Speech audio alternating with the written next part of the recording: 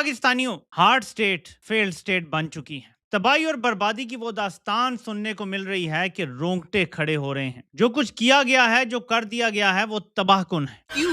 کیا ہوئی؟ پاکستانیوں، حالات کتنے خراب ہو گئے ہیں. میں آپ کو ذرا یہ دکھاؤں یہ کیا کر رہے ہیں. یہ چھتوں پہ کھڑے ہوئے ہیں. یہ دیکھیں، آپ کو سنائپر نظر آ رہے ہیں اور یہ گولیاں مار رہے ہیں. میں اس کی آڈیو آپ پلے کرتا ہوں، آپ سنیے گا.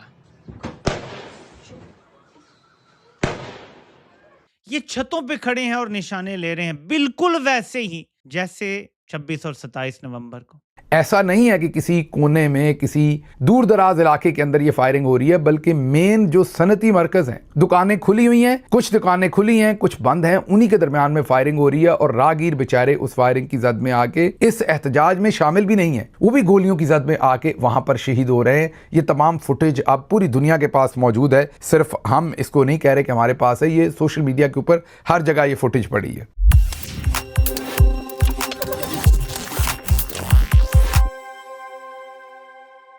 نمسکار دوستوں، تازہ خبر کے ایک اور نئے ویڈیو میں آپ سبھی کا دل سے سواگت ہے. دوستوں، آج دیکھیے کیسے پاکستان آرمی کھلے عام اپنے ہی لوگوں پر گولیاں برسا رہی ہے.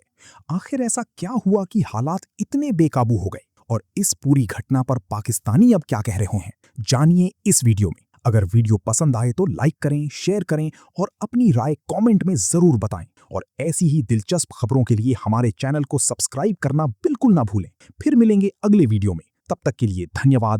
جے ہند، جے بھارت. اب میرے پاکستانیوں، یہ دیکھیں ان کی بروٹیلٹی. یہ جو آپ کو نیچے نظر آ رہا ہے، یہ شیلز ہیں گولیوں کے.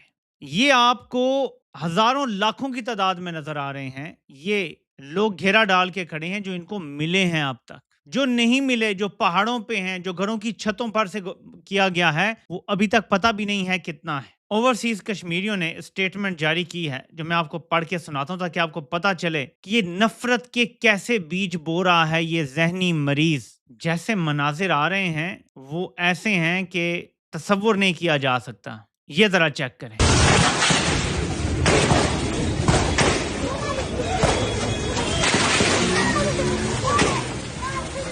لوگ بھاگ رہے ہیں، سویلینز ہیں، نہتے ہیں، اور پیچھے آوازیں تو آ رہی ہیں نا کس چیز کی ہیں. میرے پاکستانیوں، ظلم اور جبر کی داستان رقم کی جا رہی ہے اور دوسری طرف جذبے بھی کم نہیں ہو رہے.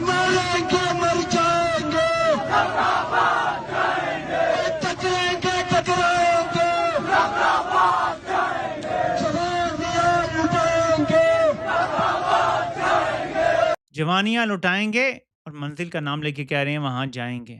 تو جذبہ بھی کم نہیں ہو رہا. 67 شہادتوں کی بات ہو رہی ہے. الجزیرہ رپورٹ کرتا ہے کہ 45 سے زیادہ تو کنفرم ہو چکا ہے. یہ آپ الجزیرہ کی رپورٹ دیکھ لیں کہ ہزاروں لوگ راولہ کوٹ کی طرف مارچ کرنے کے لیے اکٹھے ہوئے. نیچے لکھتے ہیں کہ 45 سے زیادہ لوگ جو ہیں وہ مارے جا چکے ہیں اور سینکڑوں کی تعداد میں زخمی ہیں. اب الجزیرہ بھی اس کو رپورٹ کر رہا ہے. پاکستانی میڈیا کو رپورٹ کرنے کی اجازت نہیں دی گئی. تو یہ وہ فکشن تھی جہاں ہمارے اوپر بہت سا اور الزام ہے. صحیح الزام ہے کہ ہم نے صحیح وقت پہ نہیں بولا. اب بول لیتے ہیں. کبھی بھی کوئی آزاد کشمیر ایگزسٹ نہیں کرتا تھا.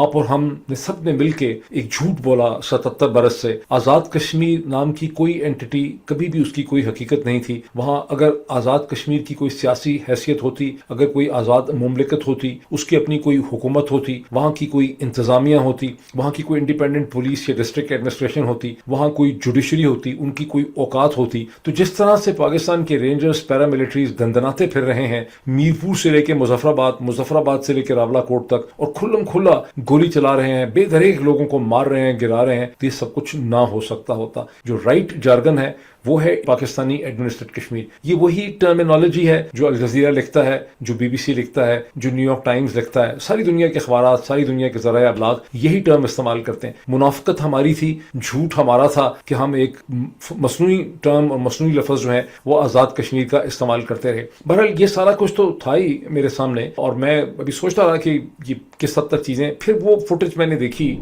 کسی نے مجھے بھیجی فوٹیج پہلے، جس کے بعد بالکل ہی میرے سوچنے کی ڈائنامکس بدل گئے. میں حیران پریشان رہ گیا. مجھے سمجھ ہی نہیں آئی کہ یہ کیا ہو رہا ہے. میں نے پہلے ایک فوٹیج دیکھی میرپور کی، جس کی سڑکیں اور گلیوں سے میں بہت اچھی طرح سے واقف ہوں. مجھے سمجھ آیا کہ یہ جو سین ہے خوفناک قسم کا جہاں گولی چل رہی ہے، یہ چوک شہیدہ میرپور کا، اور جو نفیس بیکری ہے جو اوپر ہے نفیس بیکری اونچائی پہ، جو شہیدہ نیچے ہے، یہ اس کے درمیان کی سڑک مجھے لگا کہ یہ وہ دکانیں ہیں، یہ وہ جگہ ہیں جہاں میں نے دیکھا کہ نوجوان جو ہیں وہ ایک ریلی، ایک جلوس نکال رہے ہیں دن دھاڑے، موٹر سائیکل ہیں بہت سے، 20-25 ہیں، کچھ رکشے جا رہے ہیں. پھر اچانک سامنے میں نے دیکھا کہ کچھ لوگ کھڑے ہیں جنہوں نے کالے کپڑے پہنے ہوئے ہیں، ان کے ایون چھاتی کے اوپر مزید ایڈیشنل جو بلٹس ہوتی ہیں وہ لٹکی ہوئی ہیں، یعنی وہ چور ڈاکو بھی نہیں لگ رہے، لیکن شلوار قمیضیں پہنی ہیں، کالے رنگ کے انہوں نے کپڑے پہنے ہیں، ایک پولیس کی وین ہے، اور وہ اچانک اندھا دھن ان نوجوانوں کے اوپر جو موٹر سائیکل پہ جا رہے ہیں ان کے اوپر فائرنگ شروع کر دیا.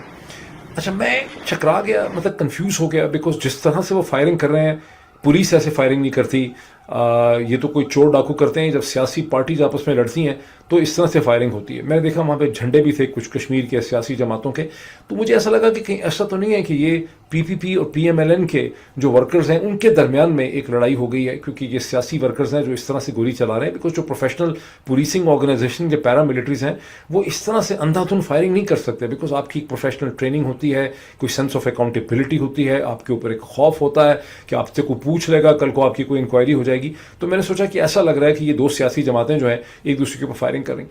لیکن بہرحال وہ ایک ویڈیو نہیں تھی، 2 بھی نہیں تھیں، 3-4 ویڈیو تھیں. اس میں ڈفرینٹ اینگل سے، ایک یعنی اگر ایک ایسٹ سے ویڈیو تھی تو دوسری ویسٹ سے بنی ہوئی ویڈیو تھی، ایک ساؤتھ سے تھی، ایک نارتھ سے ویڈیو تھی. وہ جب ساری ویڈیوز میں نے دیکھی تو مجھے سمجھ آیا کہ ہاں یہ ایک پرامن ریلی جا رہی ہے نوجوانوں کی موٹر سائیکلز کے اوپر. آگے سے ایک وین آتی ہے جس میں پیرا ملٹریز ہیں جنہوں نے غالباً پنجاب کانسٹیبلری یا رینجرز کے، انہوں نے کالے رنگ کے کپڑے پہنے ہوئے ہیں. وہ نکلتے ہیں بغیر کسی پرووکیشن کے، لگتا ہے کہ ان کے آرڈرز سے سیدھا اندھا دھن وہ فائرنگ کرتے ہیں ان موٹر سائیکلز پہ، جس کے نتیجے میں چند سیکنڈ کے بعد جو اگلی ویڈیو آپ دیکھتے ہیں کہ 8-7 موٹر سائیکل سڑک کے اوپر پڑے ہیں. پھر آپ وہ تصویریں اور وہ فوٹیج دیکھتے ہیں جس میں لوگوں کی لاشیں پڑی ہیں سڑک کے اوپر، کم از کم 6-7 لاشیں آپ کے سامنے پڑی ہیں. پھر میں نے فون گھمایا، میں نے لوگوں سے بات کرنی شروع کی، انتظامیہ کے لوگوں سے بات کی اور لوگوں سے بات کی.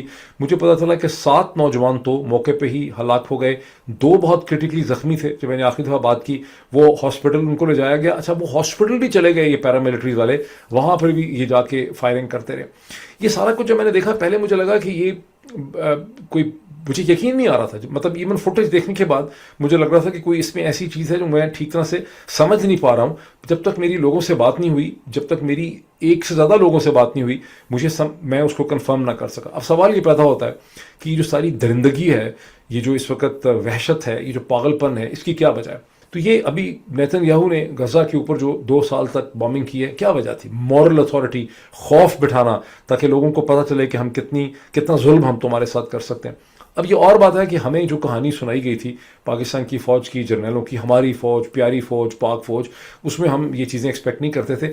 اصل میں یہ شاید ہمیشہ سے ایسا ہی ہوتا رہا ہوگا، کیونکہ بلوچستان میں تو ہو ہی رہا تھا، فارمر ایسٹ پاکستان میں تو ہوا ہی تھا، کراچی میں خون کی ندیاں تو بہائی گئیں، فاٹا کے ساتھ تو ہوتا ہی رہا. لیکن اس کے باوجود ہم چونکہ ایک سہانا خواب دیکھ رہے تھے، اور جب ہم پیدا ہوئے تو ہمارے جس طرح سے کانوں میں مطلب اذان دی جاتی ہے، اسی طرح ہماری پیٹھ کے اوپر بھی انہوں نے ایک لگایا سٹیمپ بے وقوفی کا، اور یا کوئی ٹیکا لگا دیا، جس کے نتیجے میں ہمارے دماغ کے خلیے جو ہیں انہوں نے کبھی گرو کیا ہی نہیں. اور ہمارے سامنے کی حقیقتیں تھیں کہ ایسٹ پاکستان میں انہوں نے کیا کیا، بلوچستان میں یہ کیا کر رہے ہیں، فاٹا میں یہ کیا کر رہے ہیں، کراچی میں کیا ہوا، کیسے مختلف گینگ بنائے گئے، کیسے کبھی سپاہ صحابہ بنائی گئی، کبھی سپاہ محمد بنائی گئی، کیسے قتل عام کرایا گیا. یہ سب چیزیں ہمارے سامنے تھیں، لیکن ہم نے تہیہ کیا ہوا تھا کہ ہماری کھوپڑیاں جو ہیں ایسی ہی رہیں گی، اس لیے ہمیں سمجھ نہیں آئی. تو اس سارے واقعات کا یہ جو سارے ہمارے سامنے اس وقت بہت ہی کربناک واقعات ہو رہے ہیں. آزاد کشمیر کے پہلے ہمارے ساتھ اسلام آباد کا واقعہ ہوا 26 نومبر 2024 کا، پھر ہم نے آزاد کشمیر کی وائلنس دیکھی، پھر ہم بلوچستان کی وائلنس دیکھ رہے ہیں. ان تمام چیزوں کا ایک فائدہ ضرور ہوا ہے کہ وہ تمام جھوٹ جو تھا اس کی تمام کلئی اتر گئی ہے. وہ کسی طرح دکھاتے ہیں کہ ڈیمن یا ڈائن ہوتی ہے جس نے بہت خوبصورت میک اپ کیا ہوتا ہے، بارش ہو جاتی ہے اوپر سے، فلمیں ہارر موویز میں دکھاتے ہیں بارش ہو جاتی ہے کوئی ایسیڈک قسم کی، سارا میک اپ اتر جاتا ہے، اور وہ ڈائن جو خوبصورت عورت بنی ہوئی تھی، اس کی جو 800 سال کی عمر تھی یا وہ 8000 سال کی ایک بڑھیا تھی، وہ وہاں نظر آ جاتی ہے. یہاں جرنیلوں کے ساتھ بھی یہی ہوا ہے کہ ان کے چہرے کا تمام رنگ روپ اور روغن پینٹ انہوں نے جو کیا ہوا تھا وہ سارا کا سارا اتر گیا ہے، اور ان کی اصل حقیقت جو ہے، ان کی جو نیچر ہے، وہ کھل کے ہمارے سامنے آ گئی. اب اس وقت جنرل ان کوسچن جنرل عاصم منیر صاحب ہیں. جنرل عاصم منیر صاحب کی شخصیت کے 2 پہلو بڑے کلیئرلی آپ کو نظر آ رہے ہیں. اگر آپ کو نظر نہیں آ رہے تو آپ کا قصور ہے، کیونکہ وہ تو بڑی اچھی طرح سے دکھا رہے ہیں. وہ 2 پہلو ان کے یہ ہیں کہ اپنے اوپر جو طاقتور ہے جیسے کہ امریکہ ہے اس کا پریزیڈنٹ ہے یا سینٹرل کمانڈ ہے, ادھر سجدہ کر لو, وہاں جھک جاؤ, وہاں پر اسمائلز ہی اسمائلز ہیں, وہاں پر یہ والی صورتحال ہے, وہاں پہ ہیرے جواہرات ان کو دکھائے جا رہے ہیں, منرلز دکھائے جا رہے ہیں, یعنی وہاں پر بیسکلی طور پر وہ کہتے ہیں نا کہ پتلون اپنی نیچے کر دو, اور جو دوسرے ہیں سامنے ان کے لیے بندوق اٹھا لو, ڈنڈا ان کے لیے اٹھا لو. جو اس وقت آزاد کشمیر کے اندر ہو رہا ہے, جو کچھ بھی ہو رہا ہے, یہاں پہ خوف بٹھانے کی کوشش کی جا رہی ہے. اچھا پھر کہانیاں چونکہ سناتے ہیں ہماری پیٹھ پہ, چونکہ سٹیمپ لگی ہوئی ہے بے وقوف و پھدو ہونے کی, تو کہانی سنائیں گے کہ وہاں پر ہندوستان کا ایجنٹ تھا, تو مطلب ہندوستان کی انٹرونشن تھی, تو پاکستان کو بچا رہے ہیں, تو کشمیر کو بچا رہے ہیں. اگر آپ میں ذرا سی بھی کھوپڑی میں آپ کی عقل ہے, اگر ان کو رتی بھر بھی یہ خوف, یہ خطرہ ہوتا کہ یہاں پہ ہندوستان کی کوئی انوالومنٹ ہے, یا ہندوستان کا آزاد کشمیر کے اوپر کوئی پلان ہے یا کوئی ڈیزائن ہے, 99.99% لوگوں کو ہر وقت ذہن میں لگا رہتا ہے کہ ہندوستان کچھ کر رہا ہے. اگر انڈیا کا کوئی سیریس پلان ہوتا آزاد کشمیر میں, ان کو ذرا سا بھی پتہ ہوتا کہ ان کی وہ کوئی کیپیسٹی ہے, یا انہوں نے کوئی پلاننگ کی ہوئی ہے, یا انہوں نے کوئی انویسٹمنٹ کی ہوئی ہے, تو یہ آزاد کشمیر کو اس طرح سے اس بے دردی کے ساتھ اس اسٹیج پہ ٹریٹ نہ کر رہے ہوتے. یہ اس لیے ٹریٹ کر رہے ہیں کہ ان کو پورے پاکستان کو کنٹرول کرنا ہے, انہیں میسج یہ دینا ہے کہ ہم کہیں بھی فلیکسیبلٹی شو نہیں کریں گے, ہم کہیں بھی نیگوشیشن نہیں کریں گے, ہم جہاں کہیں کوئی ہم سے حق مانگے گا, آواز بلند کرے گا, نیگوشیٹ کرنے کی کوشش کرے گا, ہم اس کا حشر نشر کر دیں گے. اب ایک اور چیز, آپ میں سے بہت سے لوگ, مطلب میں نے کہا نا کہ آج جو کچھ ہو رہا ہے گزشتہ 24-48 گھنٹوں میں, اس سے کلئی اتر گئی ہے, بہت سی حقیقتیں کھل گئی ہیں. اب اس کے بعد بھی حقیقتوں کو کوئی نہ سمجھ سکے تو اس کا ایک ذاتی مسئلہ ہے. تو میرا خیال ہے کہ ابھی بہت سی حقیقتیں کھل گئی ہیں, اس میں ایک حقیقت یہ بھی کھول لیں آپ میں سے وہ تمام لوگ, معصوم لوگ, انوسنٹ لوگ, جو پچھلے 50 سال سے اپنے آپ کو باقی سب کو بیوقوف بناتے چلے آ رہے ہیں یہ کہہ کے کہ 1971 میں بھٹو نے یہ کہا تھا کہ ادھر تم ادھر ہم, تو اگر وہ یہ نہ کہتا تو اس کے بعد ہم ایک کیک کی طرح الگ نہ ہوتے رہتے. اب کم از کم جو کچھ پاکستان میں ہوا ہے آپ کی آنکھوں کے سامنے, اس کے بعد اپنے اس پرانے غصے کو جانے دیں اور سمجھیں کہ بھٹو کا کوئی قصور نہیں تھا. جو کچھ بھی ہوا تھا فارمر ایسٹ پاکستان میں, وہ جرنیلوں کے ایٹیٹیوڈ کی وجہ سے ہوا تھا. انہوں نے اس وقت بھی وہاں پہ یہی رویہ رکھا تھا لوگوں کے ساتھ, جس کی وجہ سے نفرتیں جو ہیں بہت بڑھ گئیں. آج آزاد کشمیر میں کس قسم کی نفرتیں ہوں گی, میرپور سے لے کے جو کوہرام مچا ہوا ہے راولا کوٹ یا مظفر آباد تک, کیا فیلنگ ہوگی وہاں پہ.